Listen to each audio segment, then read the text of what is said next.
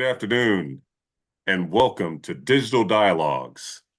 I'm Steve Marion, your host, and today I have a great guest with me, Jeffrey Whitten, the Executive Director for Senior Resource Group. Jeffrey, how are you today, sir? Well, sir, how are you? Thank you for having me on your platform and extending the opportunity for me just to share my story of growth in hospitality. So I'm excited. Fantastic. Glad to hear that for sure. So I'd like to go ahead and get this thing kicked off with just a little bit about you and where are you from originally? I'm a New Yorker by way of South Florida, by way of Baltimore Inner Harbors, by the way of Kalamazoo, by way of Huntsville, Alabama. No, so I've been in a lot of different places, be it hospitality, but my roots are New York and my roots are South Florida. A little high school in Fort Lauderdale and Haines City, Florida, and college at Johnson& Wales University in North Miami. Nice, nice. A well-traveled young man. So you've worked with tools like One Yield and Star Reports to maximize revenue. How can assisted living groups balance maximizing revenue with maintaining long-term guest loyalty? Yeah, I mean, I truly believe in the verbiage of servant leadership, right? Because when you reach a certain brand, so to speak, or you're trying to sell a certain quality, I think it really comes to the service that you're selling. Because nowadays, a lot of these establishments and brands and branches have loyalty programs, right? Mhm. They have these expectations. If you can really get your team, your staff, your department heads to buy in and channel that energy, I believe, on those, less occupied nights, we're talking hotels, right? Those less occupied nights when it's traditionally OTAs, you could take that room rate and move it, $30 because now you're selling a service, right? So now what the market is at 119, you're selling at 159 and people will pay for it because they know that brand expectation. And that additional $40 times the 100, and you don't know what type of conversion you might get on the outlets, but that creates revenue, right? So it's all, I think that's all a part of it. And maybe I'm giving you the cookie cut version versus someone more analytical to me, but I think if you sell a service, you build a brand because as modern as we've become, I think there's true essence and word of mouth is the biggest marketing tool there is. Yeah, yeah, no, you're absolutely right.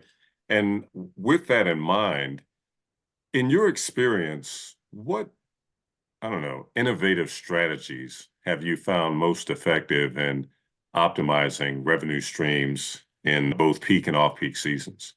I think it's creativity with working with the packages that's in your brand, your portfolio, right? The staycations, the room rates that include the champagne, the breakfast that really only takes $5 off, but you're able to maximize it. The peak season where you're going to sell, but also gravitate and doing those discounts and utilizing those OTAs with a package of parking. Because especially big cities, every hotel has some type of parking. I believe being creative on the packages that you have in markets like, ironically, the markets of Alabama, Georgia, Baltimore are vastly the same. Like the business travelers either come in Monday through Thursday, and then Hmm. your OTAs and travelers come in Friday through Saturday, have your checkouts on Sunday. So finding that loophole of what your market is super important. Wow. Yeah, that's interesting. We're now a couple few years removed from the pandemic, and I'm just interested to know what are some of the post-pandemic service standards that you've implemented that have had the most significant impact on guest satisfaction? Post-pandemic service standards. I think the biggest, I can't speak for everybody. I know for me, if you're still in hospitality in some fashion following COVID, you have to love it at this point. It was tough then, but I think the hardest challenge was, I think it's more internal than it is external. I think it's staffing. Yeah. Staffing has been the biggest, for me, from my lens, from my perspective, from my experiences, I think staffing has been the biggest hindrance or challenge just across the board because even now, staffing and finding someone who's interested in being serviceable and seeing the bigger picture and how this is a tree of growth and getting them to buy in has been a challenge. So I think being creative and learning, especially during the interview process, like a lot of lost revenue is from turnover, right? A lot of lost Mm-hmm. revenue is from the onboarding process. There's companies that traditionally, be it every 6 months, every year, I have lost millions on turnover, onboarding and losing them. I think that is being creative on your interview process and the tools that you use, but also learning that person's love language or what motivates them and how it gravitates towards what you offer as a brand or a product or a community is essential to just longevity and growth and getting them to provide that service because there is no service or satisfaction when you can't wait tables because you're down four people. Interesting. So now I know that you've been a general manager overseeing multiple departments. What key operational challenges have you faced managing facilities with large meeting spaces, and how have you addressed those challenges? I think for me, in my experiences, I think it's several things. I think it's time management. I think it's, 5 minute conversation costs you an hour. You're talking big conference center, you're talking big space. Walk in there, it's time, and then you have these random conversations, be it HR, be it guest related, be it a phone call from a resident or a family member or a guest that wants to speak with you. But also, it is communication because bigger spaces, bigger staff. So you have to validate processes from afar and create these SOPs to know that in your absence, that person is following through an execution of what the resume says or the execution of what the event that's happened and how it's supposed to run. I think also, yeah, I can go on and on, but for me, it is time management, validating processes from afar, as well Mhm. as communication, be it validating with email, validating with stand up, validating the messaging boards that you use, or the apps that you have on your phone, but also I'm not a micromanager, but you have to spot check. So you have to be Yeah. visible and walk the floors from 20 all the way down and be visible and see if everything's running how it's discussed, be it a pre-con, be it a sit in discovery, be it all these different things that's in place for us to be successful. So I gave you a lot. I'm sorry. No, I love it. I love it. Actually, that is a very good segue into my next question, which is from your perspective, how do you effectively manage collaboration between front office operations and other departments, such as engineering and housekeeping, to ensure a seamless guest experience? If I went to a country and I'm not fluent in their language, I'm gonna find someone who's strong leader, strong characteristics to be my voice, and I'm gonna lean on him and let him reap the reward. Right. So, I'm gonna show them through action that I'm not above the team. I'm not just a suit. I'm gonna be there with you, but also reward them. Kind of like I read this book and I realized I was doing a lot of things, but this book helped me hone in on details. I'm sure everyone's read this book, which is 1 Minute Manager, but I build up to let down. So I'm saying, hey, man, you did a phenomenal job doing this. Boom, boom, boom, boom. But this is what I need your help with. And I'll see how it goes. But I'll be purposeful with my action and see how this task I gave works for them and see what they do. So then I know how to pull layers from that on the whys perspective. I read the book Why, learn Mhm. about insurgency and how to peel back layers and see why something's not working before you just jump to the next ship. But I see why it's not working. And then we sit and we talk about it. Now, why didn't this help? Okay, that's not your task. You was supposed to work on this.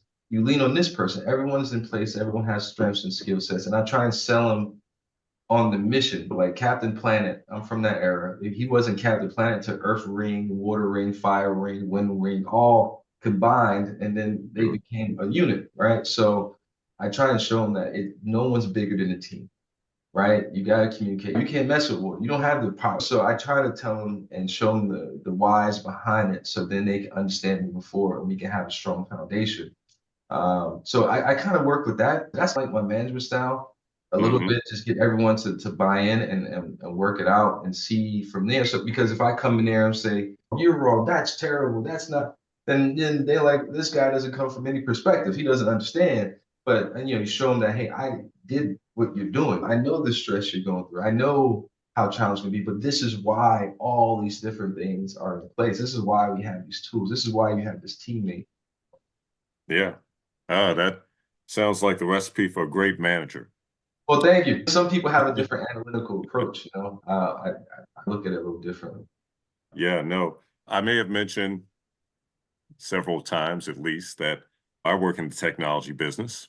and I know that technology is a part of every business. You've been involved in updating systems like light speed, point of sale. How do you see technology shaping the future of hospitality operations, particularly in facility and resource management?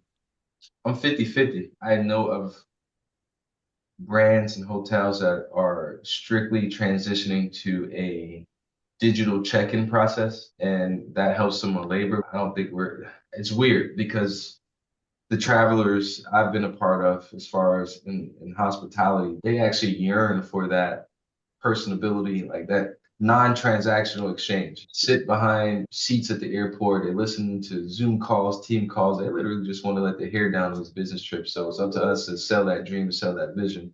But I don't see the benefit of it of a check-in sample because that's a real thing that's transitional. But I do see the benefit of it as far as key maintenance. I do see the benefit of it as ordering process, be it cash bars or restaurants or valet service or parking garages, especially as you're doing maintenance of work orders and communicating with requests, especially in the senior living world. Instead of walk around these textbook sheets of paper and you flip it through, you have everything as far as a resident's medical history or blood type or food. So I see the benefit in there. I think for the better part, it's going in the right direction. Yeah, no, it does. Two things. One thing for sure, which is I don't know if I can relate to letting my hair down, but in terms of technology, it is interesting to hear your take on it. What would you say are the risks of relying then too heavily on digital tools for both operations and guest experience? And how do you mitigate those risks? There's very little you could do to mitigate the risk. I've been a part of communities. I think, thank goodness and thank God that I learned from the bottom up because there have been moments where if I didn't, I wouldn't know how to navigate. Yeah, and again, Hmm. I learned the whys behind different things and why we have this checklist and what does this mean because there's been moments when power outages, the system crashes, and I had to go to a different competitor hotel to go to their system to pull my arrival reports or departure reports. So systems can be down for weeks. Credit card machine crashes. My credit card machine was down for 3 weeks, but Wow. they are, and you have to navigate around that. You have to know how to, the legality behind it. You have to know the right steps to take that doesn't infringe you from a standpoint of sharing confidential information or losing confidential information, as well as make sure that you're not losing revenue. The risks are really there. It's hard to mitigate with weather and outages if you're relying on that. But I think if you have a good system, be it running reports hourly or every 3 hours, depending where you're at, or following the internal checklist that's there in place to benefit you in the event that something goes out, is to your benefit. Yeah, because it's really no way around. When power goes out, it's hard to get those electronic keys to work on doors. So I don't know if they've perfected that practice yet, but it's hard to mitigate those risks by having an internal process, no matter what brand or hotel or senior living community that you are, you have to have an internal process. And everyone has to know it, be it fire drills or whatever. You have to have that internal process and everyone has to speak that voice for those moments. Got it. Got it. So, having been promoted multiple times throughout your career, what advice would you give emerging leaders in the hospitality industry about managing large teams effectively? Man, that's a great question. What advice would I give to emerging leaders managing large teams effectively? I think everyone's different, man. I think for me, when I meet someone new who comes into hospitality, I try to learn their love language and I ask different questions. So for me, for someone who comes in who doesn't know, hey, look, if you're a leader of a department, front office is office. If it's football, front office is office. Hmm. And housekeeping is your defense. Outlets are your special teams, and your coaches are your leaders. And you have to learn your team as a quarterback because you could be oversold by 5 and lose 10 rooms because the AC on one side completely goes out. You have to know the strengths of your team, who's going to do a call around, who's going to confirm arrivals, who's going to check credit cards to ensure that they're not declining, who's going to validate these explore rates. And that way, what was now -15 is actually -2, right? And who's going to check these out of order rooms, the original 5, to ensure that it's sellable, right? So you have to know your team well enough to quarterback that in the moment when you get in a rush of 300 check-ins. Who knows? But I think the best advice I can give anyone who's coming up is be consistent and be dependable. Opportunities can't do anything but slap you across the face with consistency and dependability because one, your team, you as a leader coming in, your energy is automatically infectious to the team around you. So if you walk around with a bad day on your face, it's going to give them the approval to have a bad day as Yeah. well. And how you take heat, I learned this the hard way from being observant. Not that it happened to me, but I learned from being observant that leaders, whether they were right or wrong, they will purposely set you up for failure to see how you bounce back or how you react, right? Mm-hmm. To ensure that you're ready for the next step. And how you react is going to dictate your growth. I'm not sure if it's right or wrong. There's things that, because in the day, things are going to happen, man. Like Yeah. you work in a service business, there are going to be call outs, there are going to be power outages, there are going to be slips and falls. There's going to be so many different things that happen, and you have to be able to make common sense decisions. That's what I would tell them. Just try to be humble, be consistent, be dependable, acknowledge and be personable with everybody. I think being personal is a big thing. I'll tell you a story. I think one thing that stood with me forever was I was early on in my career. I had a bad day. I'm talking about if I did everything wrong that day on my shift, and my AGM at the time, or my GM at the time, he fixed all my issues. But then at the end of the shift, he looked me in the eye, shook my hand, and said, "Man, thank you." I said, "Man, did you not see the day I had?" He said, "Man, you came, you showed up today, man. Like you Yeah. didn't have to be here. You showed up. So thank you for being here." And yeah, so that stood with me a lot. So every time I can, every interaction I have with a resident, every interaction I have with staff member, I'm sure to thank them and acknowledge them for being here and their hard work that they do. I would just tell that person to be personable, man. Consistency, dependability, and be humble. Yeah. This is great. These are pearls of wisdom for the people who will watch this podcast. And I'd like to maybe just circle back around for just a moment, back to COVID. So, how did your role evolve during the COVID-19 pandemic? And what long-term changes in facilities management and operations have you seen as a result of it? My role dissipated. I went from the last 5 days at a particular hotel from a promotion to, hey, we have to put it on hold to, hey, we have to furlough you. From there, I did some task force and then I got an opportunity to be a dual director at a property in Alabama. And again, that's when I learned how to be creative on how you hire because there wasn't a lot of people. At the time, McDonald's would raise the prices. And what we offered our front desk or our certain departments, our associates, McDonald's was blowing us out the water. So you had to be super creative on how you hired and who you hired, as well Yeah. as, because of staffing, I had to validate processes from afar because now it's a dual property. Again, a 5-minute conversation cost me an hour. So really learning to be impactful but be purposeful with every action I did. And also, I learned how the true essence of empowerment, because empowerment is like entrusting, right? And that is a strong piece, a strong pillar that is added to foundation because you allow them to make choices. Even though you might cater those choices and give them a small window to fail on those choices, at least they have that empowerment and they feel entrusted with a decision, and that led to retention. So I Yes. had to be super creative. Yeah, no, you're definitely right, and I definitely agree with that in terms of management style. I'm the same way. If I work with people and you want to see everyone succeed, and you've been using some sports analogies, and I can recall a football player one time, Richard Sherman for Seattle Seahawks. Someone asked him about Pete Carroll, and they said because the Legion of Boom was just tearing the league up. And he said, "What is it about Pete Carroll that has you sitting here with so much success?" And he said something that was really powerful to me. And it actually left something definitely embedded that in my mind. And he said, and it was very simplistic, he said, Pete never asks us to do anything. He always puts us into a position where we can be successful. He won't ask you to do things that don't fit the measure of success that he's looking for. So he puts everybody where their strengths are so that everyone can feel good about what it is that they do and the role they play on the team.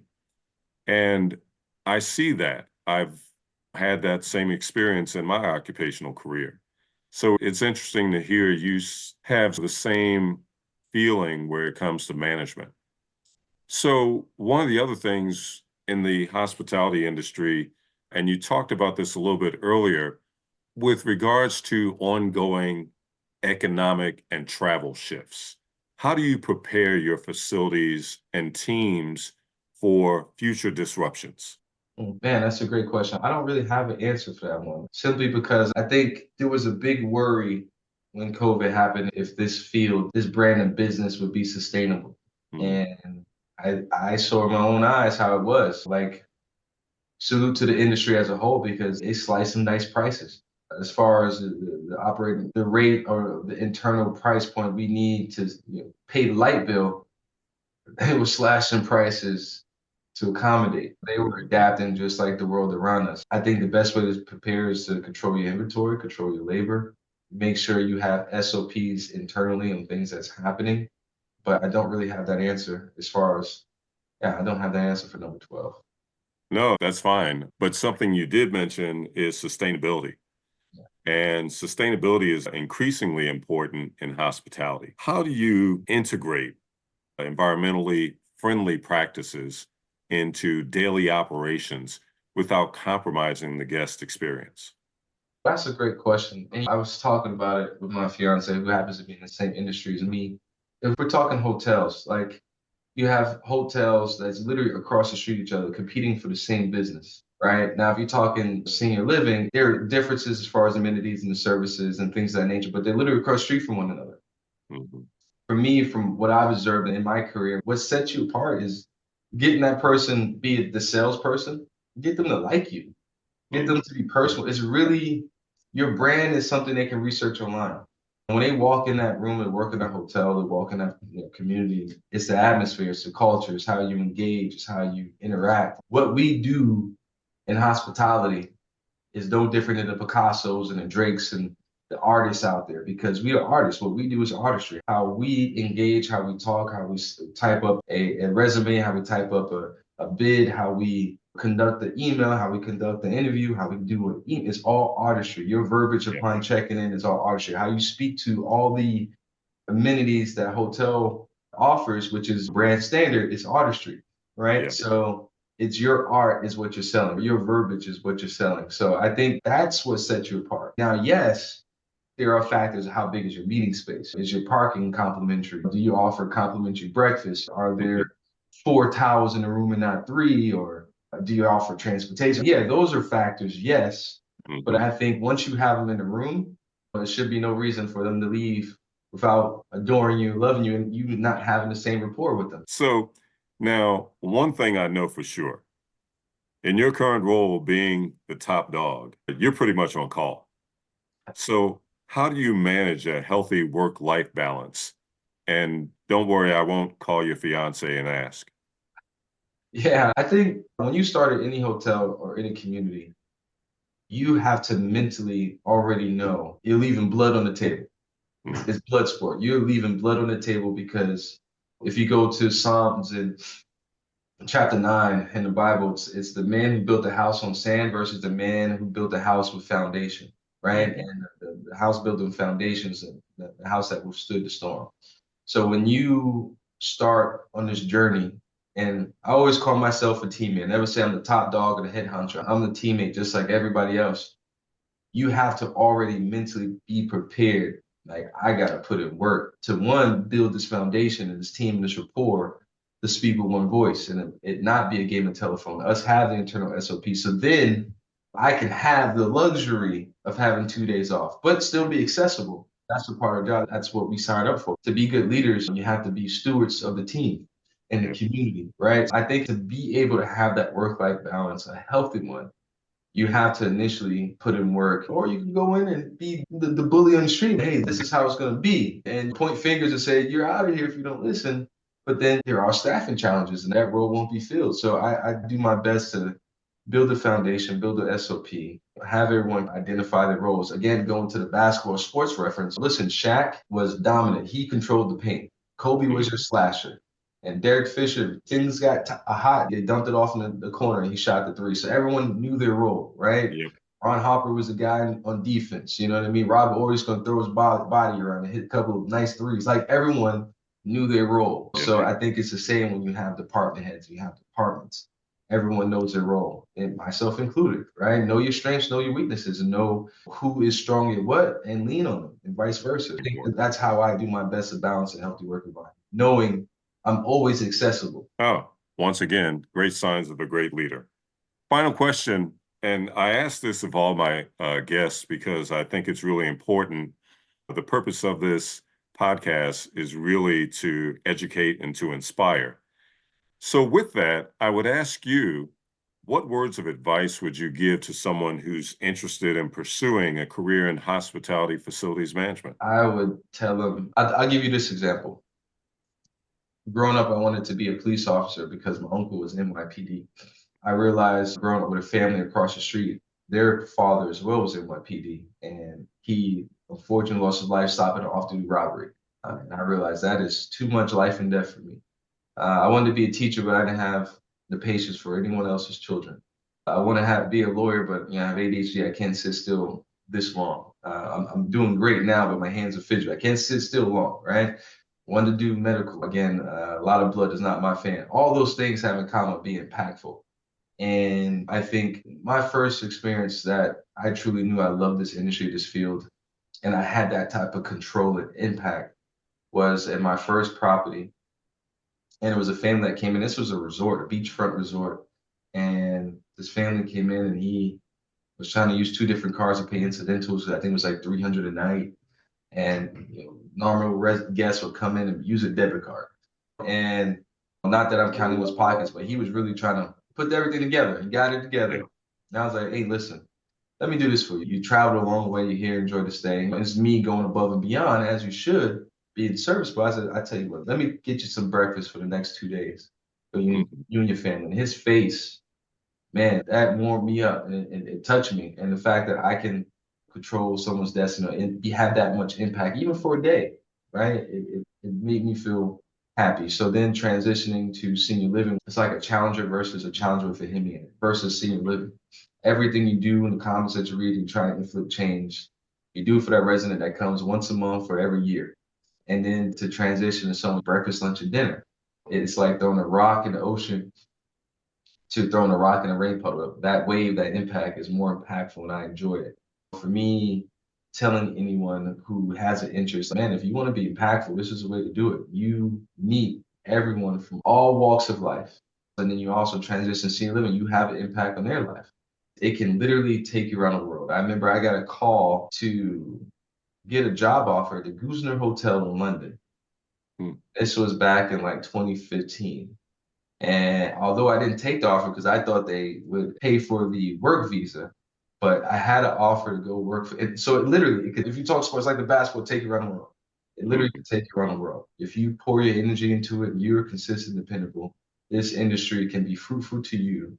And you don't have to be operations. There's so many different levels in this industry that could be of a benefit for you and change your life. And again, it could literally take you around the world. So that's what I would tell anybody who might have that interest. Great advice. And that's a fantastic thing. Again, the idea of educating and inspiring.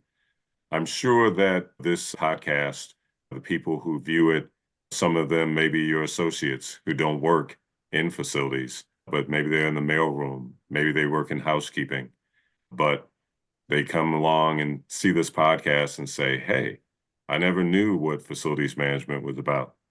How can I get in?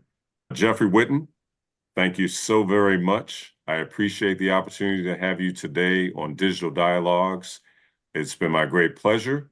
I look forward to maybe doing it again with you one day. Until Thanks. then, have a great rest of your day and thank you. Thank you again. Yes, sir. Thank you so much.